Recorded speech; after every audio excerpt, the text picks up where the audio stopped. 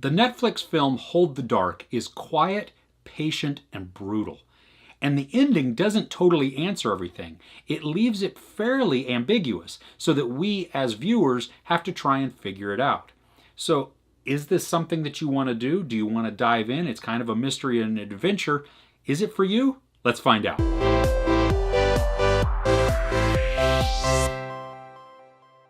The premise of Hold the Dark is that a child has gone missing in the Alaskan wilderness. Now, out of his town or his community, 3 kids have already gone missing or been killed. And so the grieving mother hires Jeffrey Wright to go and find her son and kill the wolf who she suspects took him. Like I said, the film is very ambiguous in a lot of it, that it doesn't give a lot of answers at the end, at least concretely. If you pay attention, the director has given you breadcrumbs throughout the story to help you piece it together. Now, after I watched it, I truly did go, wait, what? I don't know if I get this or if I like it. And then I started discussing it a little bit more and I started processing it. And no, I came up with a theory. I've posted another video that gives total spoilers. And so if you want to watch that and you want to have a discussion about that, totally you can check that out. This one is totally spoiler free. I'm not going to give away anything in this video here. You have Jeffrey Wright, who is hired by the wife to hunt the wolf. You have Alexander Skarsgård, who is the father, who's also a soldier who returns home from the war to find he then helps join into the hunt and the searching. You have Riley Keough, who plays the mom. And then we also have James Badge Dale, who is the sheriff.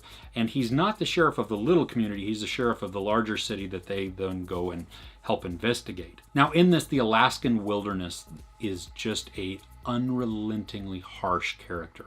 But it is so beautiful to look at also, that you get these just really sweeping shots of truly the Alaskan wilderness. And you get to see snow-covered mountains and just peaks and valleys, and it looks really harsh. And you gotta think at some points, do people really live here, and why do they really live there? Because that looks, I mean, I couldn't do it. I think my skin is too thin. And so kudos to the people that do live there and that have lived there their entire life. Hardcore. In this, there are a lot of quiet shots where you just have no dialogue really happening and you just have trudging through snow or just staring or just really not much happening, at least dialogue wise. And so it draws us into the film, and you have to pay attention because a lot of it truly is quiet. And so not everybody speaks with good enunciation and loudly. Sometimes it whispers, sometimes they mumble, especially Jeffrey Wright. As he's talking, he talks like this sometimes, and you can barely see his lips move. And he has this big bushy beard, which doesn't help because now I can't really see his lips at all. Hold the Dark is also unflinchingly violent. I was shocked at the violence that it shows. It is fairly graphic, and so if you're sensitive to that, it will be a shock to the system. There are some really extended scenes where you're like, oh my gosh, this is still going on, and it is brutal to watch, and yet I couldn't look away. The performances were all outstanding to me. I was really drawn in by each individual character and what they brought to it. That they each had their own quietness or skepticism or anger or hurt or just passion. And so you get to see this full range of emotions, and they really do it well. And a lot of the time there's not yelling and there's not these over movements or anything like that, that it's just, you see it in their eyes and they seethe or they're broken or they're just kind of quietly sitting there holding a drink, just like, and it's very convincing. And so I was just in love with all of the characters. It clocks in at 2 hours and 5 minutes, so it is not a short film by any means.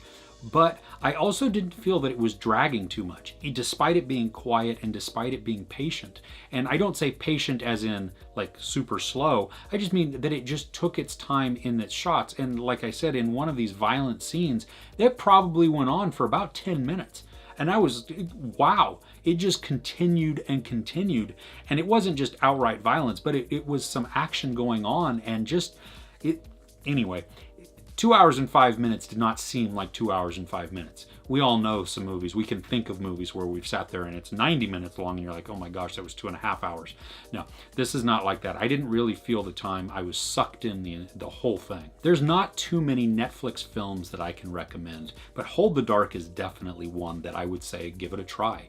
See if you enjoy it, especially if you like something that you have to think about a little bit, that's not going to spoon feed you all of the answers, and that is beautiful to watch. There is sex, nudity, profanity, and like I mentioned, unflinching, brutal violence.